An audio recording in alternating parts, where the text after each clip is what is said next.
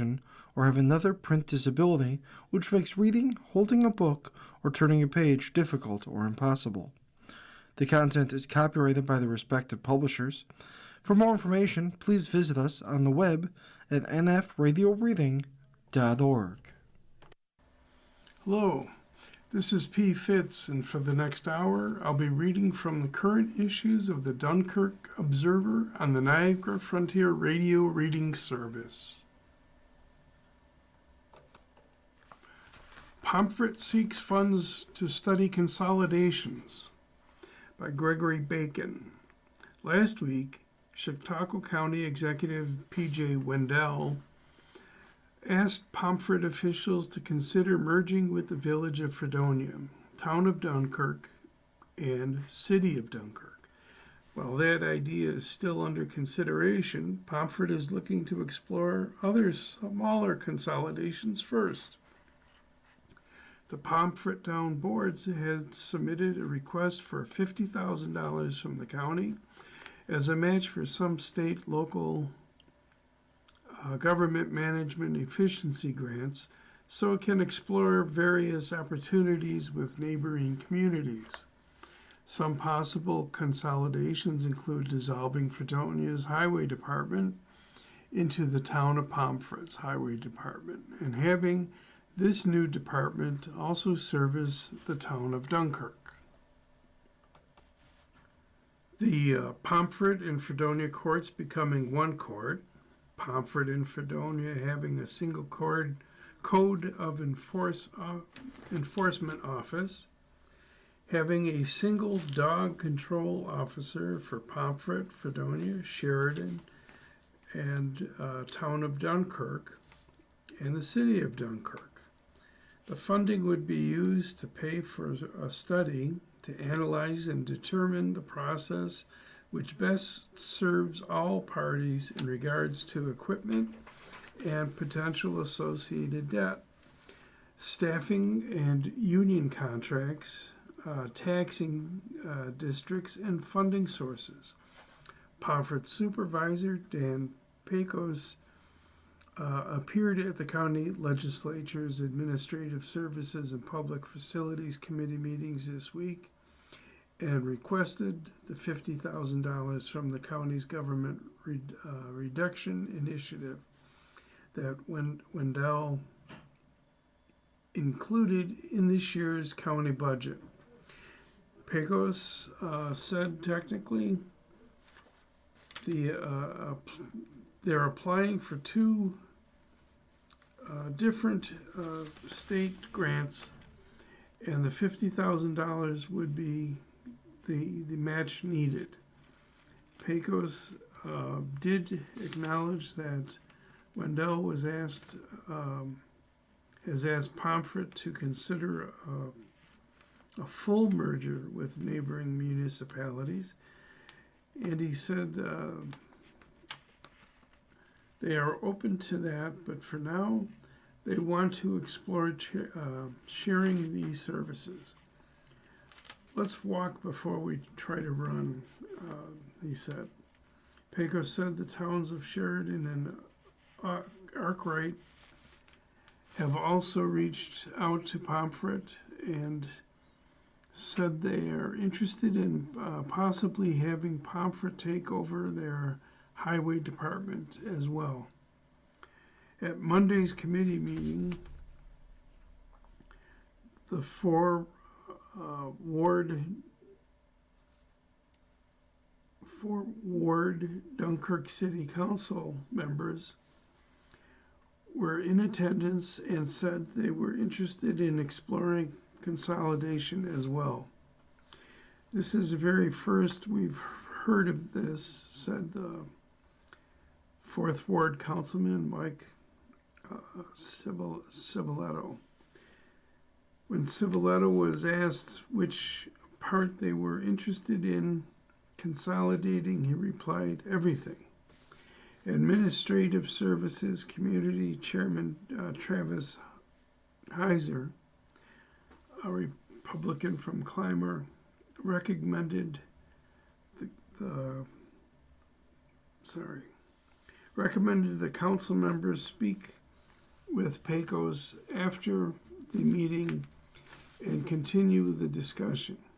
Pecos said he was open to discussion with the Dunkirk City Council as well. Legislator Bob Scudder, Republican of Fredonia, said although he's not excited about having another study done, he sees value in looking at consolidation. Certain departments, because that can address some of the union, non-union issues. The full legislature must vote for approval of the $50,000. That vote will take place next week.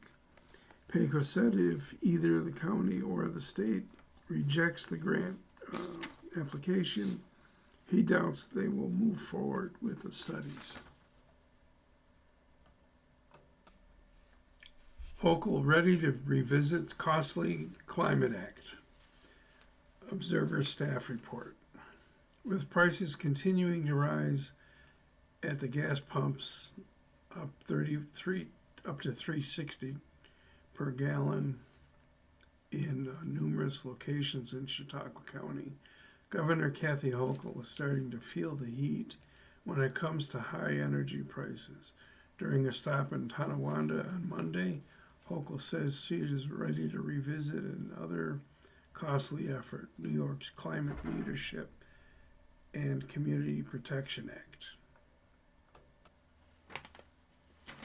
During a press conference to highlight rising gas prices, Hochul called on the state legislature to work with her to make changes to the New York's Climate Leadership and Community Protection Act, which was enacted in 2019 under the previous state administration. While the CLCPA, also known as the Climate Act, is not the primary driver of the current high utility rates, not changing the law will make an already bad situation significantly worse. President Trump promised to lower energy prices, but instead he and his administration have driven up the cost for New Yorkers with illegal tariffs, and now they're driving up the gas prices with the war in Iran. Hochul said Monday, as Republicans in Congress ignore these gas price hikes, I'll keep working to tackle rising energy costs by protecting consumers, holding utility companies accountable, and building more of the energy sources our state needs.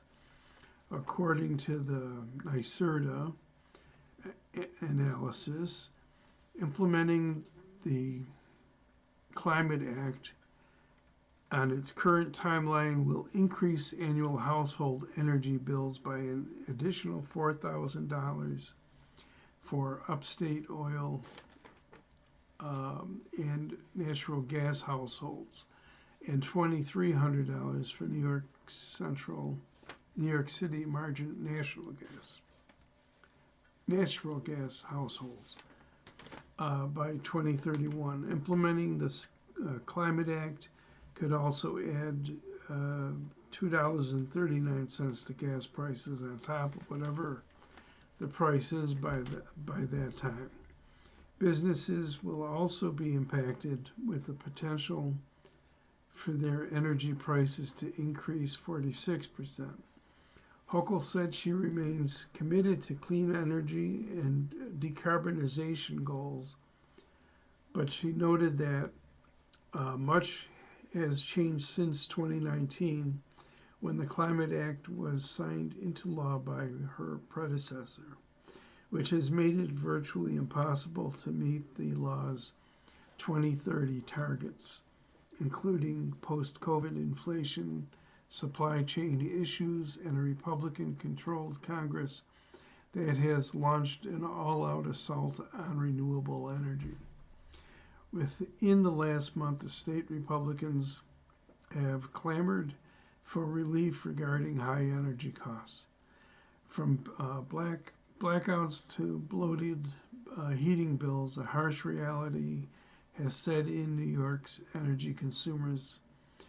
While Democrats have signaled little concern or willingness to address skyrocketing costs, Assembly Republicans refuse to sit on the side while people are forced to decide between heating their homes or feeding their families, said Assembly Republican leader Ed Ra. Our lights on with energy relief or lower plan looks to tackle the current crisis by getting immediate relief into the hands of New Yorkers and facilitating improved power generation to meet growing demand.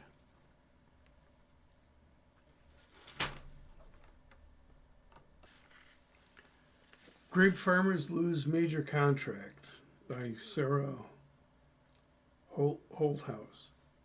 Grape growers across Lake Erie region are being left in a bind as Refresco, a major processor for many farmers, announced through letters this week that they are canceling all their contracts with grape growers.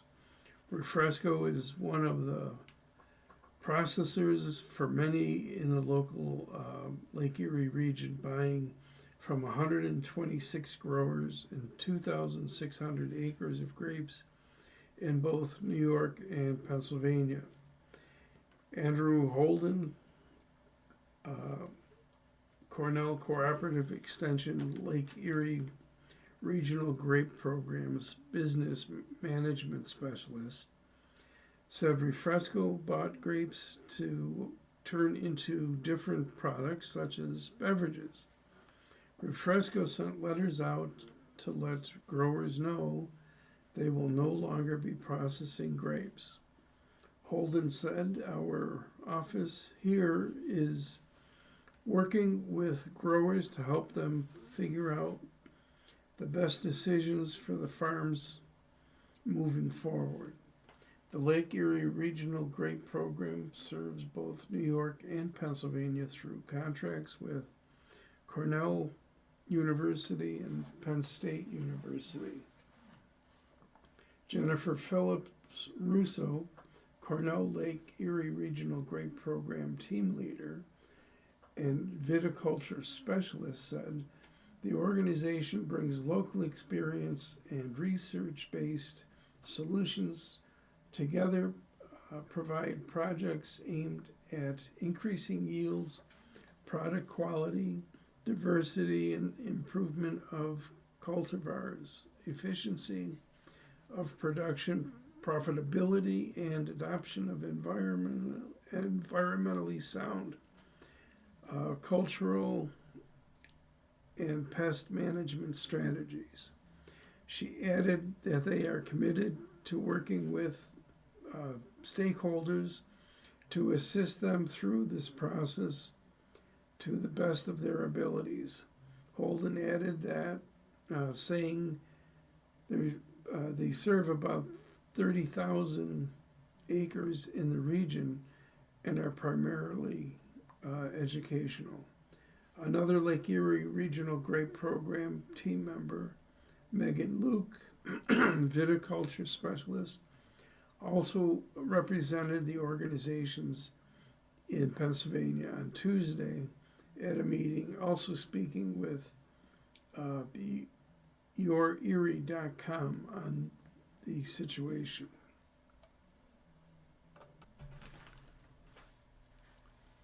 Without these contracts, without folks being able to justify staying in the grape production, it could have cascading effects within the community, Luke said in an article on the website. It could drag down property values. It could reduce the number of jobs in the area. Looking forward, an increasingly uncertain future has been a focus for LERGP since post-harvest 2025. when Russo said their industry processor group, growers, New York Farm Bureau representatives and research colleagues held a meeting with the director of New York Wine and Grape Foundation Industry, President Sam Filler. At the meeting, they discussed the structural challenges facing the Concord and Niagara juice sector, and the need for coordinated, data-driven, strategic framework moving forward. Also, mobilizing to address the downturn of the grape industry and how to plan for the future. Holden added the market for grape growers is becoming ever more challenging as it has been extremely oversaturated over the last few years. There is an oversupply of grapes on the market, and the effects of that can be seen in situations like this. One with Refresco, Holden said. You are listening to a reading of articles and features from the Dunkirk Observer on the Niagara Frontier Radio Reading Service. Dunkirk lobbies county for North County brush site by Gregory Bacon. Dunkirk city leaders would like to see a brush drop-off site in the northern end of the county.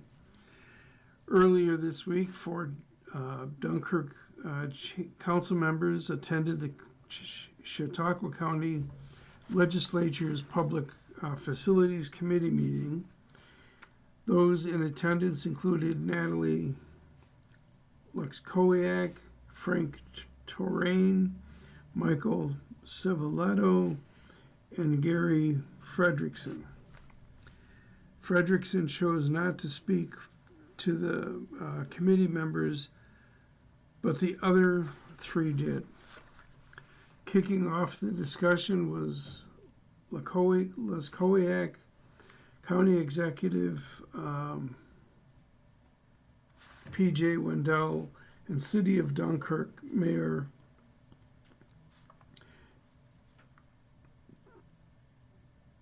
Kate Wadowizak,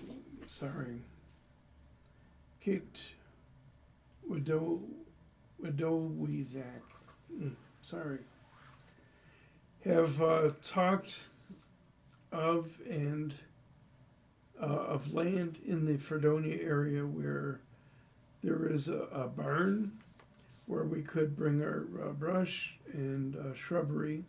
He also talked about chipper being placed there. We don't know exactly where this land is, so we are requesting this today. This would be a great measure and a step toward Community Executive Wendell's pursuance, County Executive Wendell's pursuance of connecting municipalities and eventually merging them. Luskowski said Dunkirk doesn't have any place to place brush. She said if the county could come up with a place, perhaps all municipalities in the northern end of the county could use it. Civiletto noted that the county does have a place for brush in Ellery, but feels there should be one closer in the northern end of the county. We're talking about a 35 to 45 minute drive with our trucks, with our personnel of 2 people going, and it's just one load. Terrain said on one time the city of Dunkirk did use one of its vehicles to haul brush to Ellery, but the truck got stuck and needed a backhoe to get it out. When it was pulled out, the axle broke. It's a hazard getting into that landfill, he said. One county official who was at the Public Facilities Committee meeting said there had been talk between Wendell and others about the possibility of accepting brush at the North County Transfer Station on Route 60 in the town of Pomfret. Users would pay a fee to take their materials there, possibly have a tub grinder, and then either haul the chips to the landfill or sell the chips, he said. Legislature Chairman Pierre Shannon, a Republican of Ellery, thanked the council members for sharing their concerns. He recommended having Wendell and Wadozwiak continue to develop a plan that will benefit for the North County residents. New York State HALT Act in action invites dangers. This is under the column, The Observer's View. Common sense choices in upstate are often not embraced by downstate Democrats with ties to New York City. It is a chief reason, a humane alternative to long-term solitary confinement, or HALT, committee to reform the severely flawed act and help address the ongoing staffing crisis in New York's prisons, and has not happened. Republicans, however, are attempting to keep the pressure on due to safety concerns and understaffed positions. After years of policies that have driven correction officers out of the workforce and made our prisons more dangerous for both staff and inmates, it's no surprise our correctional system is in crisis, said Assembly Republican leader Ed Ra, a Republican from Franklin Square. Instead of addressing one of the root causes, the HALT Act, the state has relied on temporary fixes like lowering hiring standards and spending more than $1 billion to deploy the National Guard. The HALT committee offered recommendations developed and endorsed by the administration's own agencies.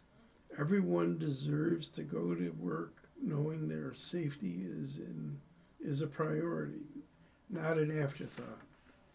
Key provisions of the proposed legislation include expanding the list of criminal behavior eligible for segregated confinement to include conduct consistent with violent felony offenses under state penal law, acts so heinous or destructive that placement in the general population creates a significant safety risk, lewd conduct or sexual harassment of staff or incarcerated individuals, aggravated harassment of the employees by an incarcerated individual, and patterns of extortion by gangs or criminal enterprises. Removing language that currently prevents individuals involved in riots, escapes, or attempted escapes from being placed in segregated confinement.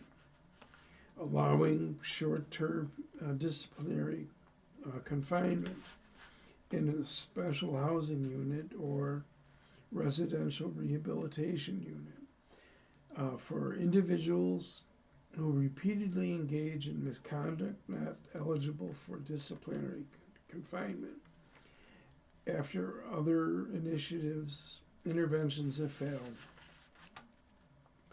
allowing short-term protective custody in segregated confinement when no safe housing alternative is available, providing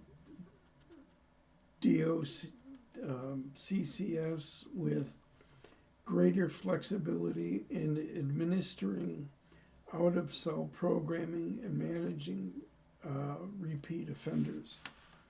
Last month's brutal attack on a counselor and corrections officer at Lakeview Correctional Facility in Brockton, as well as last year's work stoppage, should have been enough to have brought these challenges or changes already. But those unconnected to the hazards inside these buildings, specifically those in state capital, keep ignoring an important crisis. SUNY Student Radio shines at National Conference. Students from Fredonia Radio System, FRS, recently attended the Intercollegiate Broadcasting System Conference and awards ceremony in New York City. FRS, a student organization, was a finalist in 15 different categories, meaning they were in the top 5% of all those categories across the country. Of the 16 awards, the staff returned home with 4 winning trophies. They include sophomore news director Kevin Chicas and Knox Blair for Best Spot News, senior and station manager Matt Voles for Best Sports Update, junior production director AJ Governento for Best ID broadcast station, and perhaps the award with the highest profile, WDVL for Best Streaming Only Station, under 10,000 students. It is the first time since the creation of WDVL that it has been recognized with an award. While at the conference, students had time to explore the city, attend conferences to better their understanding of the radio world, network with other radio professionals, and bond as a group. Other station personnel attending the conference included Senior and Chief Archivist Julia Clement, Senior and PR Director Molly Sonic, Junior and Music Director Justin Hook, Sophomore and DEI Chair Andrea Ramirez, Junior and Business Manager Abby Jeffries, Senior and General Manager Maisie Strader, and Senior and Local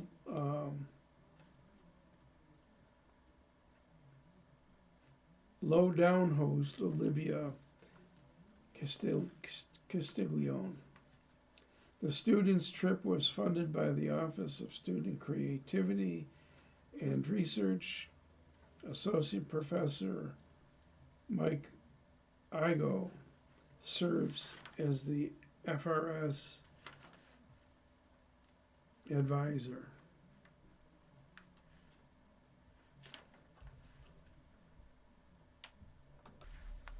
You are listening to a reading of articles and features from the Dunkirk Observer on the Niagara Frontier Radio Reading Service. Fredonia projects 8.75 school budget hike by Braden Carmen. Business Administrator John Forbes said that last year's Fredonia Central School District budget was by far the most difficult budget he had to come up with over the past decade. This year won't be any easier. The district's initial budget presentation showed a sizable increase across the board from the current year's figures.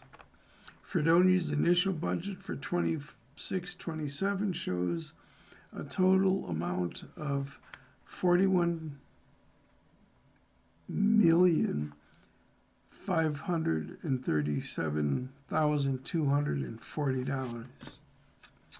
Compared to the current year, that's an 8.75% increase. Significant increases across the board are driving the sizable budget jump. Salaries are up 4.3% from last year, amounting to roughly $19 million, almost $20 million. Benefits are up 8% over $8.2 million dollars. Salaries and benefits are projected to total more than $28 million of the $41.5 million budget. The district is also expecting a major jump in BOCES costs from just over $4.6 million to over $5.7 million, on an increase of over 23%. Contractual expenses are set to increase by 9.9% from $4.4 million to over $4.8 million. The district is also expecting increases in equipment of roughly $170,000 due to putting off some of the necessary equipment purchases from last year.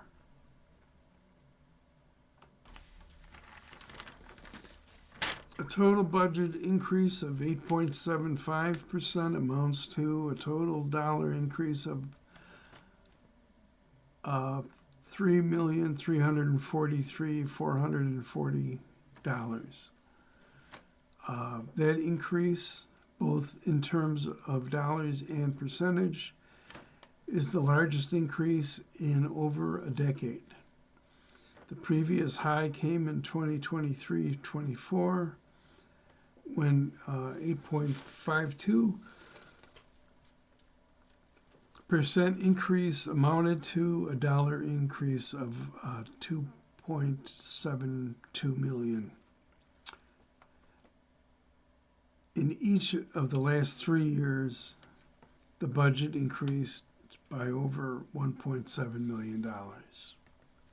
The average increase from 2016 and 17 to 25-26 is 2.45%, due in large part to increases of 1%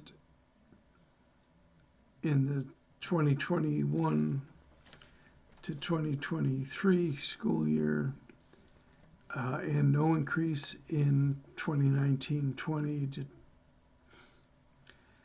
21-22.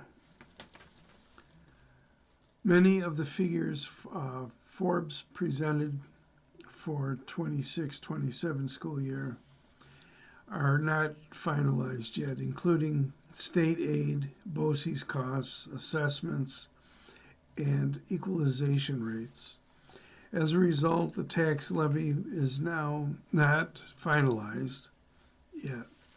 However, last year the district settled on a 1.9 tax increase after voters rejected the initial budget proposal, and with a projected increase of 8.75% for the coming year budget, another increase is highly likely. The district current tax levy limit for the school year 26-27 is 2.44%, or in real dollars, $426,340. If the district's budget is,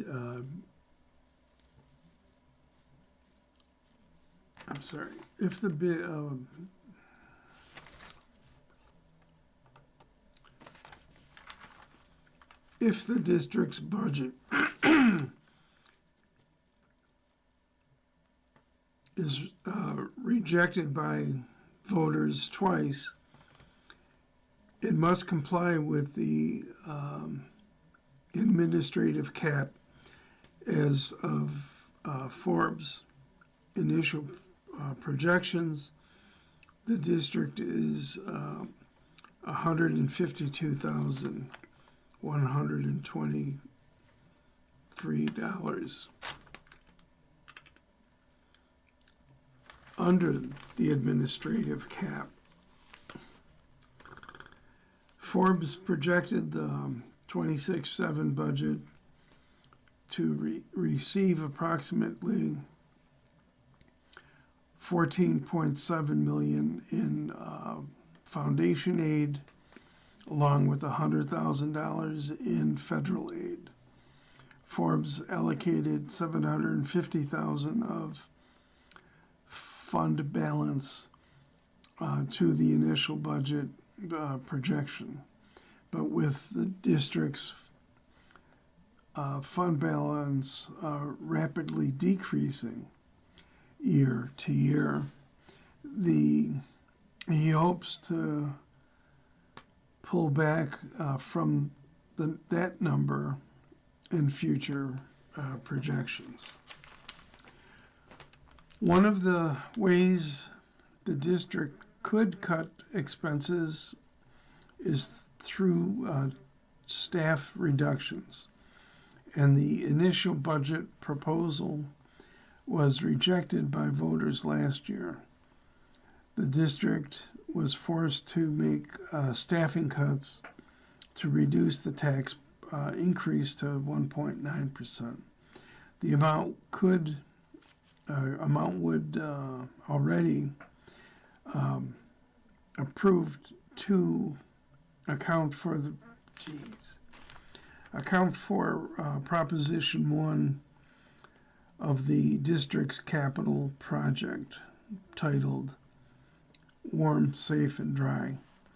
If the district were to make staffing cuts in the same manner this year, the cuts could come from the outgoing positions, through retirements and resignations. Forbes stated that that 6 instructional positions are open at the moment, including the music teacher, a technology teacher, 2 math teachers, and 2 elementary school teachers. Staffing needs and replacements are currently under review by the district. The district will present its 26-27 budget twice more over the next month before the official budget hearing is held on May 5th. The budget vote for and election of the board members will be on May 19th. Dunkirk man admits theft of COVID funds. A Dunkirk man has pleaded guilty to the theft of COVID funds. U.S. Attorney Michael DiGiancano announced Friday that Lamont Brown, 37, made the plea to U.S. District Judge John Sinatra, which carries a maximum penalty of 10 years in prison and $250,000 fine. Assistant U.S. Attorney Franz Wright, who is handling the case, stated during the COVID-19 pandemic, Brown recruited others to apply for unemployment assistance compensation through the Pandemic Unemployment Assistance, or PUA program, for which they were not entitled. Brown and his recruits obtained personally identifiable information and used the information to obtain PUA funds from the Puerto Department of Labor and Human Resources. Brown received a portion of the PUA funds the recruits received as payment for their allowing them to participate in the crime. In July of 2020, Brown personally received a check totaling $10,000 from the Puerto Rico Department of Labor and Human Resources, which he deposited into a checking account at a Lakeshore Savings Bank within the Western District of New York. He later withdrew and spent the funds. The money was issued through the Coronavirus Aid Relief and Economic Security Act. Brown did not reside in, nor had he resided or worked in Puerto Rico. The total loss to the Puerto Rico Department of Labor and Human Services, Human Resources, due to the scheme was $67,500. The plea is the result of an investigation by Homeland Security Investigations under the direction of Special Agent in Charge Aaron Keegan and the U.S. Department of Labor Office of Inspector General under the direction of Special Agent in Charge Jonathan Malone. Northeast Regional sentencing is scheduled for August 5th before Judge Sinatra.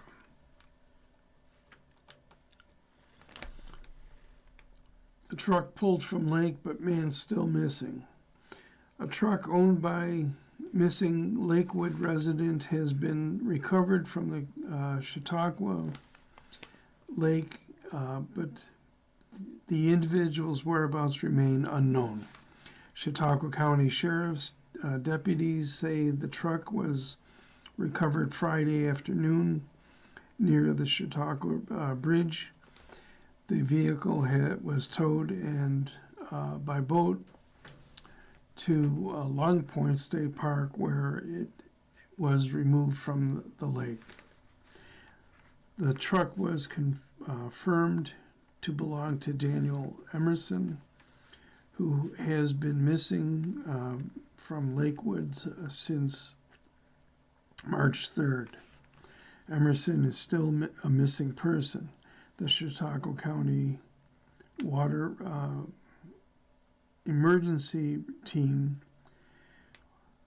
was assisted with the Lakewood Police Department, State Park Police, State Police Dive Team, Erie County Dive Team, Niagara County Dive Team, Chautauqua County Emergency Services, and the Chautauqua County Sheriff's Office Patrol, and Criminal Investigation Division. The recovery took several days and was impeded by difficult weather conditions and poor underwater visibility. Numerous divers spent significant time in murky, frigid water in order to conduct this recovery. Anyone who lives in the Chautauqua Lake area may have camera footage of the truck driving onto the lake.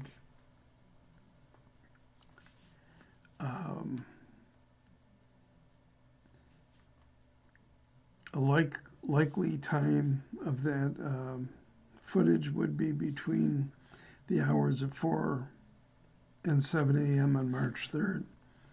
The Emerson investigation remains ongoing.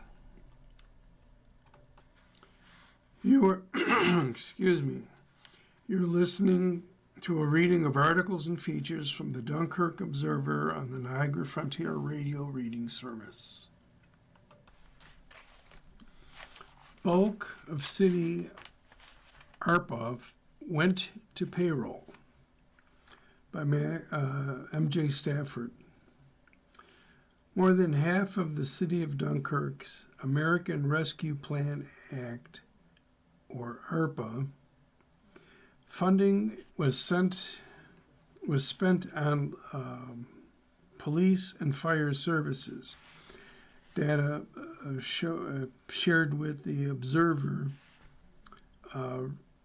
revealed this week. The city spent almost $10.7 million in ARPA funds from 21 to 23.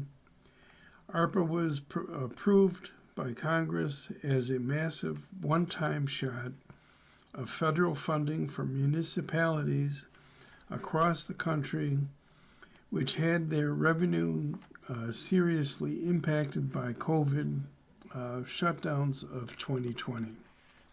Dunkirk transferred $1.5 million in ARPA funds to the police department payroll on 2 occasions, December 31st of 2021 and July 21st of 2022. Another transfer of $1.1 million went to the police pay line on January 1 of 2023. The fire department got a single infusion of ARPA money to fund payroll. That was for the amount of $1.25 million, and happened September 28th, 2022. That's a total of $5.35 million to help pay police and fire salary.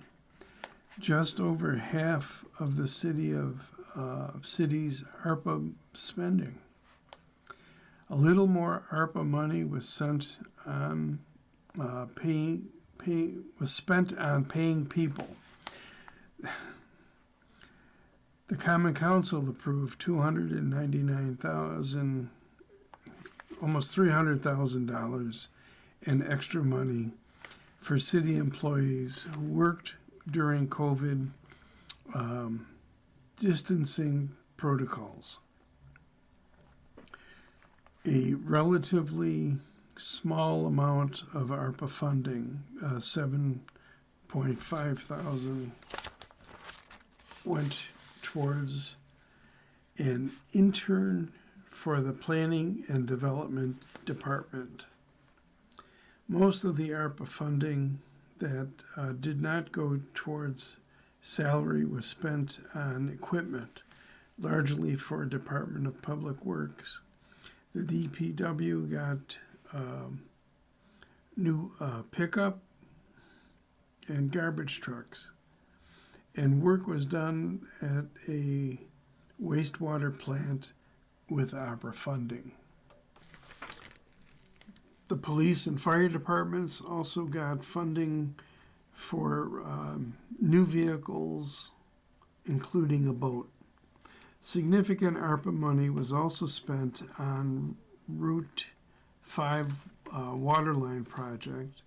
In addition, Common Council members approved $300,000 in November of 2021 in ARPA funding for houses that went to staff as well as elected officials. Elliot Raimondo, a lawyer under contract to the city, shared the ARPA data with the Observer. South Dayton may dissolve village. The village of South Dayton is considering dissolution. In another example of local consolidation of services campaign, South Dayton's village board plans a public hearing on dissolution Wednesday at 7 p.m. in the South Dayton Fire Hall, 34 Maple Street. The hearing is supposed to focus on dissolution plan endorsed by the village board at a February 11th meeting. The plan would transfer most village services, records, and laws to the town of Dayton. The hearing will also consider what government services, local laws, and employee positions would be continued or stopped if the village of South Dayton was dissolved, according to legal notice for it. After the hearing, South Dayton's board will have up to 180 days to amend and adopt the final dissolution. If it gets adopted, registered voters residing in South Dayton will vote on the proposed plan in a public referendum on June 9th of this year. If the referendum passes, the village of South Dayton will dissolve on May 31st, 2027.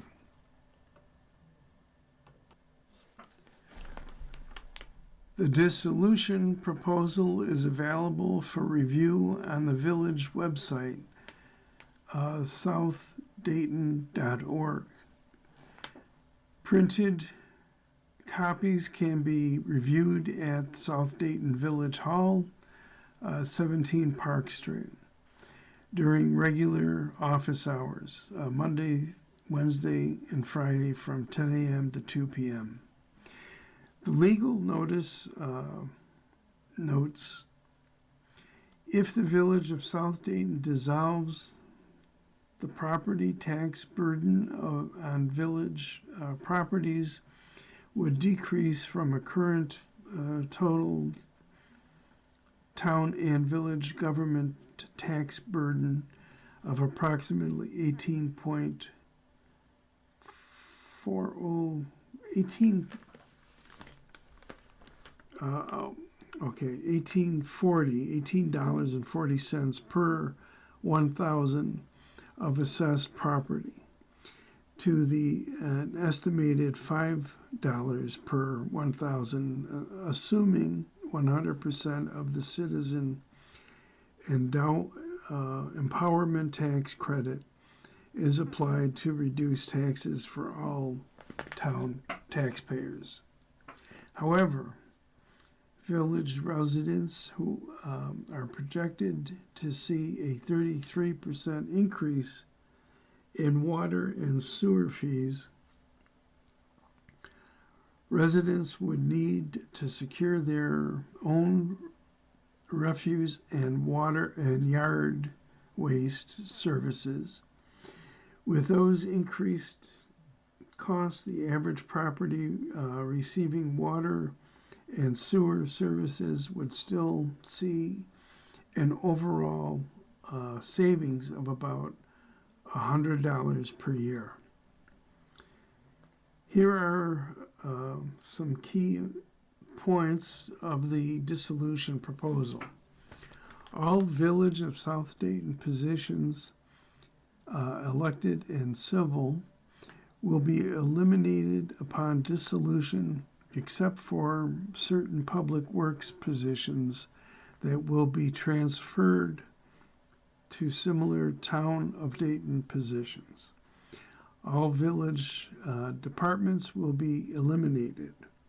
The Town of Dayton will create special water, sewer, sidewalk, and lighting districts to be governed by the town board and paid for by users of the individual systems. The Town of Dayton will provide road and municipal property maintenance, code enforcement, zoning, and justice court services. The town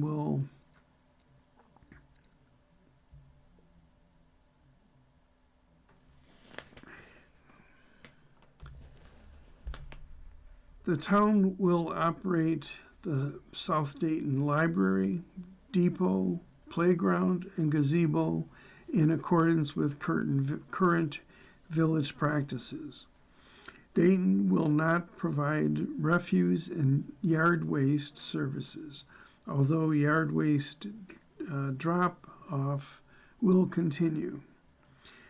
All real property, personal property, and vehicles owned by the Village of South Dayton at the time of the dissolution will transfer to the Town of Dayton or one of the special districts. Any Village of South Dayton fund balances that remain at the time of the dissolution will transfer to the Town of Dayton. Village of South Dayton laws without equivalence in the Town of Dayton laws will remain in effect for 2 years following dissolution, during which time the Town of Dayton will review the laws and either adopt or avoid them. You've been listening to a reading of articles and features from the current issues of the Dunkirk Observer. We read the Dunkirk Observer every Saturday at noon. Your reader has been P. Fitz. Thank you for listening. Coming up next in the Niagara Frontier Radio Reading Service, we have a reading of our Northtown Bee papers, which includes Amherst, Clarence, Cheektowaga, Depew, and Lancaster. At 2 o'clock, we have our Southtown papers, which is the Orchard Park Bee, East Aurora Bee, West Seneca Bee, and Hamburg Sun. Following that, at 3 o'clock is the Ampole Eagle. Stay with us.